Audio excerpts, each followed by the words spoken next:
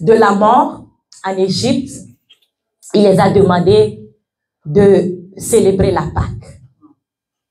Il les a dit, tuez des animaux, mettez les sangs sur vos portes. Aujourd'hui, nous avons le sang de Jésus-Christ qui coule dans nos veines. Ça fait toute la différence. Et ce sang, à cause de ce sang, sur les portes, quand l'ange de la mort est passé, l'esprit de mort est passé, il a eu peur.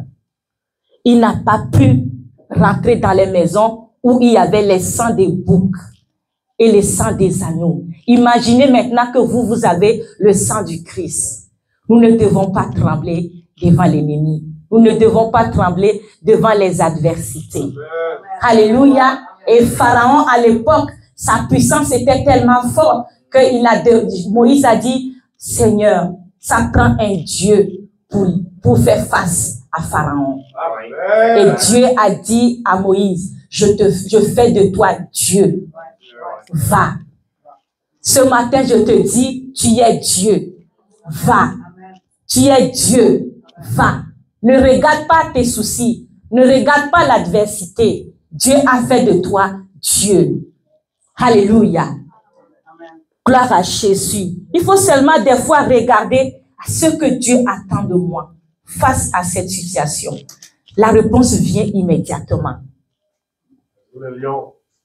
Oui, nous sommes des lions. Dieu a fait de nous rois parce qu'il est le roi des rois. Alléluia. Nous sommes Dieu parce qu'il est le Dieu des dieux. Gloire à son nom. Donc la Pâque, nous allons célébrer avec les sans-abri, bien sûr, dimanche prochain. Donc nous avons un grand défi. Comment faire pour installer les gens? Comment faire l'accueil et tout? On ne peut pas laisser ça comme d'habitude on le fait. Donc ça prend toute une organisation pour pouvoir accueillir les gens comme il se doit, les placer comme il se doit et que tout se passe à merveille. Alléluia. Gloire à Dieu pour ça. Nous allons tout revoir, toutes ces choses-là au milieu de la semaine. Alléluia. Ah. Père de grâce, je bénis ton Saint-Nom parce que tu es Dieu. Tu es saint. Tu ne mens pas. Ce que tu dis, tu le fais. Ce que tu nous fais voir, tu l'accomplis. Merci pour ta présence. Merci pour ce que tu as préparé pour nous encore aujourd'hui. Que ton nom soit célébré, que ton nom soit loué. Papa, utilise-moi, Seigneur, comme jamais. Je m'abandonne encore à toi totalement. Donne-moi les mots, donne-moi les phrases qu'il faut. Toutes les paroles qui sortent de ma bouche, Seigneur, soient sanctifiées, Papa, au nom puissant de Jésus-Christ. Bénis ton peuple. Que personne ne retourne à la maison tel qu'il est venu, au nom puissant de Jésus-Christ. Que 1000 tombent à leur côté, 10 000 à leur droite, que personne ne soit jamais atteint, au nom puissant de Jésus-Christ. Que ta parole, Seigneur, qui est comme le marteau, qui brise les rocs, ô Seigneur, sort de ma bouche. Ta parole de feu sort de ma bouche. Alléluia. Sois loué, sois exalté. Au nom de Jésus. Amen. Amen. Dieu est merveilleux. Nous avons commencé, nous avons dit, nous sommes dans la saison de victoire. Amen. Ça continue.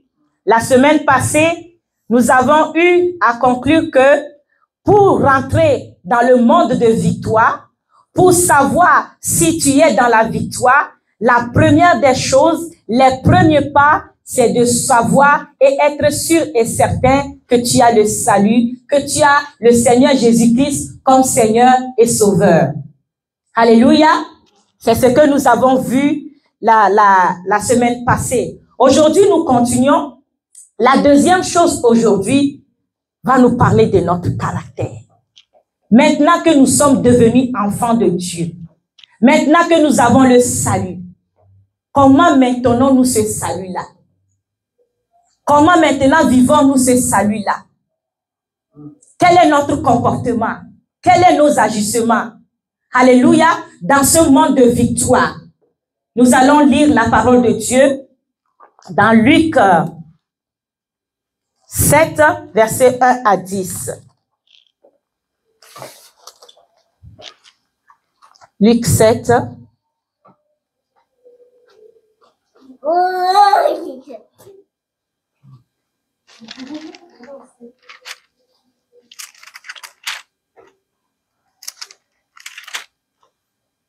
Alléluia. Nous pouvons donner un micro au frère Claude.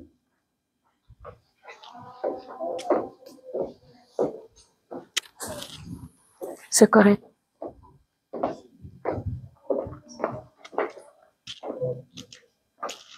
Alléluia. Luc 7, verset 1 à 10. Après avoir achevé tous ses discours devant le peuple qui l'écoutait, Jésus entra dans Capernaum. Un centenier avait un serviteur auquel il était très attaché. Un centenier avait un serviteur auquel il était attaché. Et qui se trouvait malade. Et qui se trouvait malade. Sur le point de mourir. Sur le point de mourir. Ayant entendu parler de Jésus. Ayant entendu parler de Jésus. Il envoya quelques anciens des Juifs. Il envoya quelques anciens des Juifs. Pour le prier de venir guérir son serviteur. Ils arrivaient auprès de Jésus.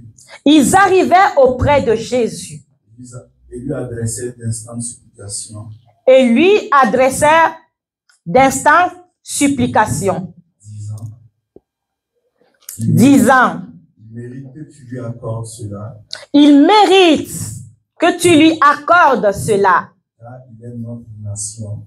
Car il aime notre nation. Et c'est lui qui a bâti notre synagogue. Et c'est lui qui a bâti notre synagogue. Jésus, étant allé avec eux, n'était guère éloigné de la maison. Quand le centenier envoya des amis pour lui dire, Seigneur, ne prends pas tant de peine, car je ne suis pas digne que tu entres sous mon toit. C'est aussi pour cela que je ne suis pas cru digne d'aller en personne vers toi. C'est aussi pour cela que je ne me suis pas cru digne d'aller en personne vers toi. Mais dis seulement un mot. Et mon serviteur sera guéri. Jusqu'au verset 10. Car moi qui suis soumis à des supérieurs, mes supérieurs, j'ai des soldats sous mes ordres. Et je dis à l'un, va, et il va. À l'autre, viens, et il vient. Et à mon serviteur, fais cela, et il le fait. Lorsque Jésus a entendu ces paroles, alléluia. Il admira le centenier. Et se tournant vers la foule qui le suivait, il dit, je vous le dis, même en Israël, je n'ai pas trouvé une aussi grande foi. De retour à la maison, les gens envoyés par les centeniers trouvaient guéri le serviteur qui a été malade. Alléluia. J'aime tellement ce passage de la Bible. Nous voyons plusieurs personnages. Nous voyons Jésus-Christ et ses disciples qui marchent. Et nous voyons le centenier qui est un soldat romain. Il faut se mettre dans l'histoire un peu pour mieux comprendre la situation. Les soldats romains ou les Romains n'avaient rien à voir avec les Israélites à l'époque que Dieu a choisi comme son peuple. Alléluia. Et il faut savoir que la parole dans la Bible expliquait que Jésus-Christ était venu seulement pour les Israélites. Alléluia. C'est ce que le monde comprenait. Et nous allons voir d'ailleurs, Jésus-Christ a fait le reflet de ça. Quand une femme païenne est venue vers lui pour lui demander, Seigneur, guéris ma fille, parce qu'elle est tourmentée par les démons. Jésus-Christ l'a dit, je ne peux pas donner la nourriture des enfants aux chiens. Jésus l'a traité de chien. Et cette femme a dit, ce n'est pas grave. Les chiens peuvent manger aussi les miettes. Jésus a accordé la guérison à sa fille. Dans ce cas-ci, c'est un centenier romain, un soldat. Le nom centenier veut dire, il gère à peu près 100 soldats. Alléluia. Et la parole de Dieu nous dit, son serviteur à la maison était malade. Nous voyons un serviteur qui est à la maison, qui n'est pas dans l'armée. Alléluia. Et nous voyons les anciens, les juifs, les gens de l'église, comme nous, que le centenier a envoyé vers Jésus, qui s'est dit, allez voir votre maître, suppliez-lui pour qu'il guérisse mon serviteur. Dans d'autres versions, c'est écrit, le serviteur, c'est un esclave. Nous allons voir ici. L'esclave serviteur, aujourd'hui, c'est moderne. Alléluia. Tu es employé. Le serviteur, l'esclave, aujourd'hui, nous les appelons les employés. Tu es employé quelque part. C'est magnifique. Je me demande, quel est cet employé? Quel est ce serviteur pour qui son maître se soucie et va vers Jésus-Christ? Il doit être quelqu'un d'extraordinaire. La Bible nous dit, auquel le maître était attaché. Pour que tu sois un employé pour lequel ton patron s'attache à toi, ce que vraiment tu as quelque chose de spécial à donner. Non seulement à son entreprise, même pour sa propre vie. Je crois que ce serviteur ou cet employé devait peut-être connaître même des choses intimes de son maître pour que vraiment il aille chercher de l'aide. Il n'est pas allé à Jésus tout de suite. Il y avait un blocage parce qu'il était romain. Il y avait un blocage. Il n'a pas voulu aller tout de suite, mais il est allé voir les anciens de l'Église, qu'aujourd'hui nous pouvons appeler les intercesseurs. Les intercesseurs, ceux qui prient à l'Église pour la vie des autres, ceux qui se plient à genoux pour la vie des autres. Avons-nous ces genres de personnages dans l'Église? Avons-nous des employés pour lesquels leur employeur se plie à quatre pour leur bien-être?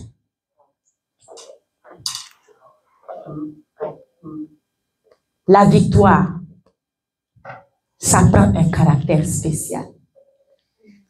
Ça prend un comportement spécial. Ça prend une vie extraordinaire.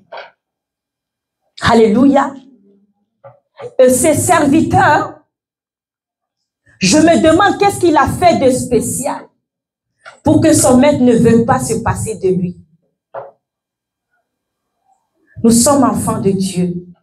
Mais que faisons-nous au travail? Travaillons-nous comme c'est à nous l'entreprise? Travaillons-nous comme si c'est à Dieu que nous travaillons? Travaillons-nous seulement pour la paye? Travaillons-nous pour nos enfants? Travaillons-nous pour notre loyer? Nous travaillons pour quoi?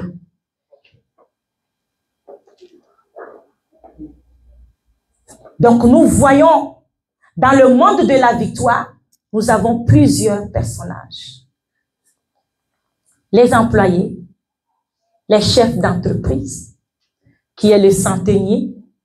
Nous voyons les gens de l'Église, qui sont ceux qui prient pour les nations, pour que le Seigneur les vienne en aide. Et nous avons aussi les disciples de Christ, qui sont un peu muets dans cette illustration. Le monde est au complet ici. L'Église est au complet ici. Dans le monde de victoire, ton comportement, ton attitude va tout changer. Tu peux beau avoir le nom de Jésus-Christ, mais si tu as un comportement ou une attitude qui n'est pas digne, ce nom-là sera vain. Et nous commençons par les employés. Peu importe où tu travailles, peu importe qui tu sers, peu importe comment la personne est, quelle est ton attitude dans ton milieu de travail? Où est-ce que tu sers? Même dans ta maison, quelle est ton attitude? As-tu une attitude où quelqu'un peut se lever pour dire non, cette personne-là ne peut pas tomber malade? Ou cette personne-là, je veux le soutenir parce que vraiment, il est remarquable dans mon entreprise. Il y a des boss qui ne te regardent pas physiquement comme ça, mais ils te regardent. Alléluia. Il y a des boss exceptionnels. Tous les boss ne sont pas méchants. Tu ne peux pas vivre avec tout le monde, avec tous les boss comme tous les autres. Alléluia. Mais la première des choses, quand tu es dans une entreprise, que ce soit à la maison, même dans la famille, c'est notre première entreprise. Hein? Quelle attitude tu as? As-tu l'attitude d'un victorieux? Parce que les victorieux ne sont pas jaloux. Ils ne regardent pas, ils ne cherchent pas à prendre la place de quelqu'un. Ils savent qui ils sont. Ils savent qui est leur Dieu. Ils savent où est-ce qu'ils s'en vont. Et ils savent qu'est-ce qu'ils font. Ça, c'est les enfants de Dieu. Ils ne vont pas au travail seulement pour que le temps passe et qu'à la fin du mois ou à la fin de la semaine, recevoir leur paie. Un enfant de Dieu, un victorieux, partout où il va, il sait que sa main est puissante, que ses paroles sont puissantes. Partout où il est, il peut être bénéfique. Ça, c'est ceux qui savent qu'ils sont dans le monde de victoire. Il reconnaît qui il est. Il reconnaît la grâce qu'il représente pour Dieu. Celui-là est prêt à consoler les collègues. Celui-là est prêt. Que quelqu'un vienne ne remplit même pas sa tâche. La question première qui se pose, qu'est-ce qui se passe avec lui? Il ne dit pas, vraiment celui-là est bête. Vraiment celui-là est bizarre. Vraiment celui-là, je ne le comprends pas. Non. La première question qui se pose, pourquoi il ne peut pas investir comme il faut dans l'entreprise? Il ne blâme pas ses collègues de travail. Il cherche leur bien. Alléluia. Celui-là, le boss peut compter sur lui. Le boss peut le confier des choses. Parce qu'il ne regarde pas seulement à ce qu'il est venu faire ou à l'argent. Un esclave à l'époque, pour qu'on ait supplié pour sa santé, c'est extraordinaire. Vous êtes des gens extraordinaires. Soyez humbles dans vos entreprises. Soyez humbles partout où vous vous présentez. Et sachez que vous avez une puissance pour calmer les cœurs brisés. Pour adoucir les cœurs durs. Pour ramener la paix dans les cœurs de ceux qui vous entourent. Alléluia. Ça, c'est le premier genre que nous pouvons voir dans le monde de victoire. Les intercesseurs, Ils sont allés voir Jésus, ils ont dit, Seigneur, tu dois intervenir. Parce que le centenier, de ses propres poches, il a pris son argent, il a construit l'église. Là où nous allions tous les dimanches pour prier, c'est lui qui l'a construit. Pourtant, il n'est pas israélite. Vous serez choqués quand le Seigneur va faire le tri de ceux qui vont rentrer dans le royaume un jour. Parce qu'il y en a qui ne viennent pas à l'église, mais leur relation avec Dieu, ou la considération qu'ils ont pour Dieu, dépasse tous les critères que les gens qui sont dans l'église ont. C'est ça la vie de ce centenier. Le centenier ne s'est jamais présenté devant Jésus. Si vous écoutez jusqu'à la fin, il dit, je ne suis pas digne de venir. Donc, il a envoyé les gens vers Jésus-Christ. Parce qu'il sait qu'il n'était pas digne d'y aller. Il dit, je sais dans mon cœur que je ne suis pas digne de m'approcher de toi. Pourtant, il a construit l'église. Mais il dit, je ne suis pas digne. Pourtant, il est allé voir les anciens. Ceux qui se disent saints. Ceux qui se disent les sages. Ceux qui se disent, oui, les représentants de Dieu. Il est allé les voir. Il les a suppliés. Allez vers Dieu, votre Dieu pour moi. Pourtant, quand on regarde les murs de l'église, son nom était inscrit. Et la Bible nous dit que Jésus-Christ allait de synagogue en synagogue pour aller prêcher. Jésus a regardé la vie de cet homme. Il a dit, waouh! Cet homme n'a pas regardé loin. Vous savez qu'est-ce qu'il a d'extraordinaire? Il a mis Dieu à un niveau extraordinaire. Où places-tu ton Dieu tous les jours? Quelle position tu donnes à Jésus-Christ tous les jours? Tu lui donnes la première place? Parce que non seulement il n'est pas venu vers Jésus, il a envoyé les gens, mais il a compris la position de Jésus. Parce que lui-même, il a fait la comparaison des 100 soldats qui sont sous ses ordres. Et aussi la position que lui-même, il est dans la société. Il sait qu'il y a aussi des gens au-dessus de lui. Mais il a dit, cet homme-là, même si moi j'ai des gens au-dessus de moi et que j'ai des gens en dessous de moi, lui, il est au-dessus de tous les gens qui sont au-dessus. Je ne peux pas y aller. Il a compris la position de Christ. Et il a compris aussi la puissance qu'il avait. Il dit, je suis centenier. Quand je dis à un soldat, viens, il vient. Il n'a pas le choix. Quand je dis va, il va. Et quand je dis à mes serviteurs, fais, il le fait. Parce que je sais que toi, le Christ, quand tu vas donner l'ordre, que mon serviteur soit guéri, il sera guéri. Parce que tu es au-dessus de toute autorité, tu es au-dessus de toute domination, tu es au-dessus de tout nom qu'on peut nommer dans les cieux, sur la terre, sous la terre, dans les eaux. En fait, c'est ce qu'il était en train de dire à notre Seigneur.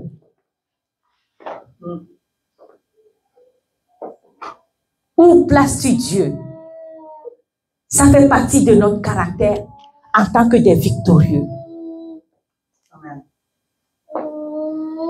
Il y a notre caractère naturel que les employés où nous vivons dans la société avec les autres, qu'on peut voir.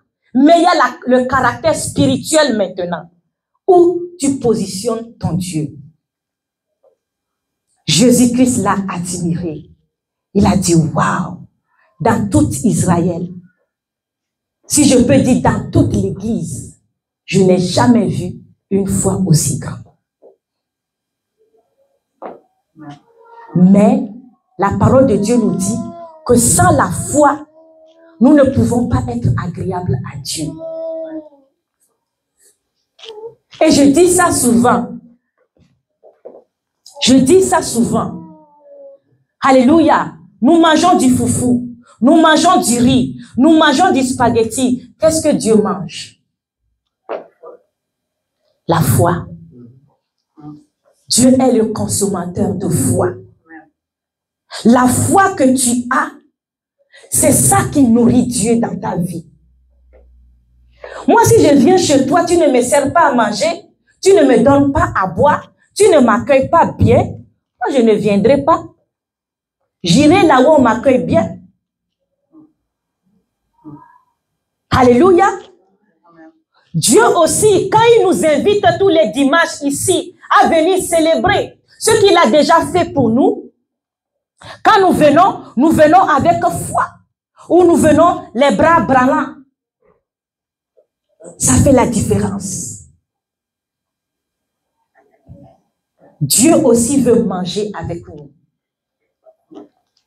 Il a dit, je suis à la porte et je cogne. Si tu entends ma voix, ouvre, je entrerai et je souperai avec toi. Il vient manger quoi? La foi. Si Dieu vient, tu le sers un bon plat, tu lui donnes de l'eau à boire, il va revenir. Alléluia. Ce matin, j'étais dans la joie. Pourquoi? L'année passée, à pareil moment, avant ce moment-là, Dieu m'avait dit, je viendrai te voir. Il m'a dit, prépare-toi le 15 avril passé. Moi, j'ai noté. Mais le jour de 15 avril, moi, j'ai oublié. Il m'a visité très tôt le matin. Le 15 avril. Je me suis levée pour prier le matin. Pendant que j'étais en train de prier, je rentre dans une vision. C'était quelque chose que j'ai vécu d'extraordinaire. Je rentre dans une vision où je me vois dans une rue, je sors, je regarde. Une grosse lumière, blanchâtre quelque part. Et puis je regarde, je vois la croix de Jésus, une grande croix qui tourne comme ça sur elle-même. Même la croix était la lumière qui tournait sur lui. Quand j'ai vu que c'est la croix, j'ai commencé à avancer. J'ai commencé à avancer. Entre-temps, je vois une autre fille aussi qui regarde la même chose et avance. J'avance.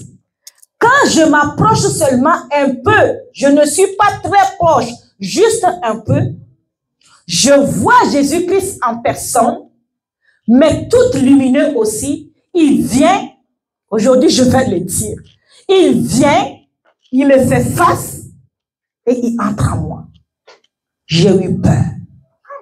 Je suis figée. Je ne voulais plus bouger. Je ne voulais plus avancer vers la lumière. C'était une expérience choquante. J'ai dit, je n'avance plus. Mais j'ai remarqué quelque chose.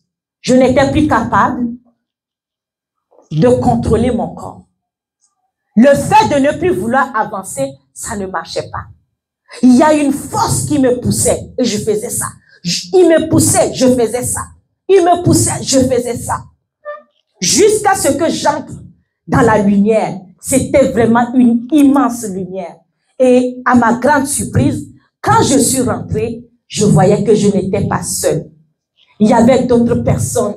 On a commencé à louer. Et la louange qu'il y avait dans cette lumière-là était tel qu'il est, tel nous sommes. Tel il est, tel nous sommes. Tel il est, tel nous sommes. J'ai dit, waouh! On était dans la joie. On était dans la joie. On était dans la joie. On a fait face à un trône qu'on ne pouvait pas vraiment voir parce que tout était lumière. Quand je suis sortie de la vision, la joie qui m'animait, je ne pouvais pas l'exprimer dans le monde réel. Je pleurais. Je pleurais. Je pleurais.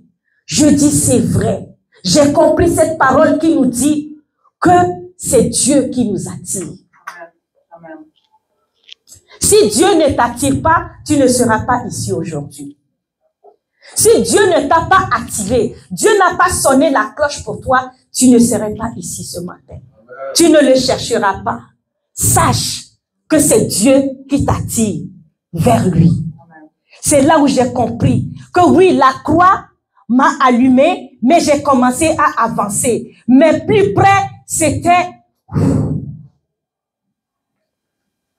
Le Romain a compris ça bien avant. Je ne peux pas m'approcher. J'ai envoyé les gens. Bref, mes frères, notre Dieu est merveilleux. Tu es la lumière parce qu'il est lumière. Tu es roi parce qu'il est roi. Tu es saint parce qu'il est saint. Ce n'est pas négociable. Ce n'est pas négociable. Si on peut négocier la parole de Dieu, c'est que Dieu n'est pas Dieu, c'est qu'il est menteur. Mais Dieu n'est pas menteur. Il dit, tu es saint parce que je suis saint. Tu es victorieux parce que moi je suis plus que vainqueur. Alléluia. Et c'est moi qui combats pour toi. Regardons à notre caractère avec les gens et vérifions maintenant notre caractère envers Dieu. Alléluia. Ça, c'est le signe de la croix. Amen. Horizontale, avec nos frères. Verticale, avec Dieu. Alléluia.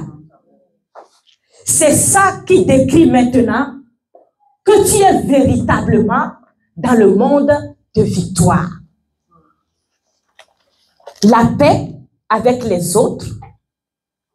Et aussi, l'importance de la personne que tu es.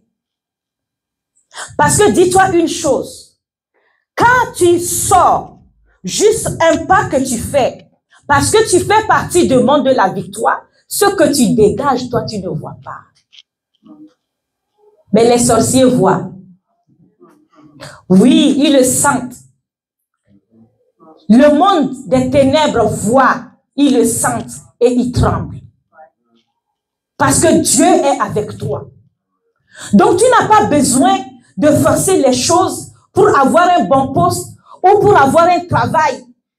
Ou tu n'as pas besoin de faire des malices pour pousser des autres à leur poste et prendre leur place. Tu es victorieux. Tu as une place assez extraordinaire que toi-même tu ne sais pas.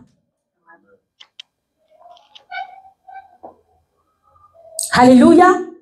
C'est ça la vie d'un victorieux. As-tu cette paix-là? As-tu cette assurance-là que tu n'es pas n'importe qui? Que Dieu t'a choisi pour bénir les gens, au contraire, qui sont autour de toi. C'est ce que ce serviteur-là était. Il était une bénédiction pour son patron. Il était une bénédiction pour ce chef. Il était une bénédiction pour sa maison. Il était une bénédiction pour son entreprise. Es-tu une bénédiction pour ton entourage? Es-tu une bénédiction pour l'entreprise pour laquelle tu travailles? Es-tu une bénédiction pour ta maison? Es-tu une bénédiction? Si oui, tu es vraiment bien assise sur ton trône dans le monde de victoire. Tu es bien assise. L'épreuve peut venir, les épreuves peuvent passer, mais tu seras inébranlable. Parce que quand tu es une bénédiction comme ça, là où tu es, là où tu vis, Dieu n'abandonne jamais ces gens-là. Peu importe qu'est-ce qui va se passer, jusqu'à la dernière minute, Dieu va créer une situation, il va te faire sortir, toi-même tu fais waouh. Pourquoi? Parce que Dieu est dans la barque avec toi. Parce que sans la présence de Dieu, tu ne peux pas vivre ainsi. Tu ne peux pas être cette bénédiction. C'est pour ça que je disais que la première des choses à voir, c'est le salut. Être sûr et certain que tu as le Seigneur Jésus-Christ comme sauveur. Maintenant que tu l'as, c'est lui qui te conduit. C'est lui qui a fait de toi une bénédiction. Et c'est lui qui est en toi, qui peut agir comme ça. Tu ne peux pas faire ces choses-là avec ta propre force. C'est l'onction de Dieu en toi qui te donne la puissance de marcher sur les bêtises des autres, de les ignorer et les rejeter l'amour. Quand eux, ils rejettent vers toi la méchanceté, toi, tu le repousses avec l'amour. Alléluia. Je me suis surpris une fois à faire une prière. J'ai dit, Seigneur, j'avais postulé pour un poste. Et quand le superviseur est venu, il dit, non, tu vas faire autre chose. Il commençait à m'énerver. Je dis, c'est qui cette personne-là?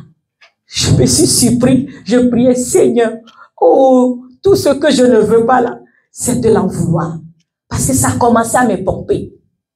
Il y a des gens qui sont vraiment doués pour te sortir de ton gond, qui sont capables de t'énerver, qui sont capables de faire quelque chose où on va dire, hey, telle personne là que je voyais, c'est elle. Bien-aimé, je me suis agenouillée. J'ai dit, papa, remplis-moi de toute la puissance de l'amour que tu as préparé pour moi, pour elle. Parce que il y a des gens qui ont besoin de juste une petite portion. Ça peut passer. Il y a des gens, c'est moyen, mais il y en a d'autres. Il faut avoir beaucoup. Il faut avoir beaucoup. Il faut savoir ces choses-là. On vit encore sur la terre. On ne peut pas passer à côté de ces choses-là. C'est ça les adversités que nous croisons tous les jours. Mais sachez que vous êtes la source de la puissance, vous êtes la source de l'amour, la source de joie, la source de paix. Parce que Dieu a fait de nous la source de toutes ces genres de bénédictions pour vraiment repousser toutes ces choses-là. Dieu n'a pas négocié avec Jésus. Jésus a choisi 3 disciples pour prier la nuit avec lui. Ils ont dit, veillez, le temps est chaud. Jésus voyait la croix arriver. Il voyait sa mort. Il avait la chair comme toi et moi. Il voyait déjà les clous. Il voyait déjà son sang qui va couler. Il voyait déjà les fouets qu'il va recevoir. Il dit, priez pour moi. Mes frères, dans le monde de victoire, ne compte pas sur les gens. Jésus a dit, priez pour moi, veillez pour moi. Ils ont dormi. 2 fois, 3 fois, il les a vus endormis. Tu ne peux pas compter sur quelqu'un si ce n'est pas Dieu seul. Alléluia. Dans le monde de victoire, tu ne peux pas compter sur quelqu'un parce que Dieu a fait de toi chef, maître de ta propre vie. Maintenant, c'est toi qui décides. Comme le centenier a dit à Jésus, c'est toi qui décides. Si tu dis go, il va partir. Si tu dis viens, il viendra. Si tu dis fais, il va faire. C'est ça que Jésus-Christ nous a donné. Oui, de son vivant, c'est ça qu'il faisait. Mais maintenant, tu l'as à l'intérieur de toi. Tu dois y croire. Si tu crois, Dieu va s'asseoir avec toi jour et nuit. Alléluia. Hier, je me suis réveillée en riant avec le Saint-Esprit. J'ai dit, tu es drôle, Seigneur Saint-Esprit. Parce qu'il m'a chuchoté à l'oreille. Il dit, lève-toi, tu es un vaillant. Et quand il disait ça, c'est lui plutôt que moi je voyais travailler à ma place. J'ai dit, tu es drôle, tu as toujours été drôle. Tu m'as toujours accompagné depuis que j'étais toute petite. Tu dis que je suis un vaillant héros, mais c'est toi qui fais tout. Quand je me suis surpris à me réveiller en riant. En riant. Notre Dieu est réel. Tu dois croire de ce qu'il a fait pour toi. Et tu dois marcher. Certainement, des fois, c'est difficile. Ou face à certaines situations, c'est plus coriace. Mais il n'y a rien qui le dépasse. L'apôtre Paul dit, c'est au moment où je suis faible que tu es plus fort à moi. Devant les situations où c'est plus compliqué là, c'est là où Dieu se lève. Parce qu'il est là couché, il te regarde. C'est mon fils, il a tout ce qu'il faut pour agir. Mais là où tu ne peux pas, lui, il se lève Et qui peut aller contre lui? Personne. Ça, c'est notre vie de victoire. Il faut le savoir. Alléluia. Et prendre autorité sur les choses. La semaine prochaine, nous allons rentrer là-bas maintenant. Nous avons vu qu'il faut avoir le salut pour entrer dans le monde de victoire. Aujourd'hui, nous avons vu toutes sortes de caractères. Le caractère entre nous sur la terre. Le caractère que nous devons avoir envers notre Dieu. La semaine prochaine, comment utiliser la puissance? Par la grâce de Dieu. Nous célébrons Pâques avec ça. Alléluia. Dieu est merveilleux. Acclamons Jésus-Christ pour sa vie. Alléluia.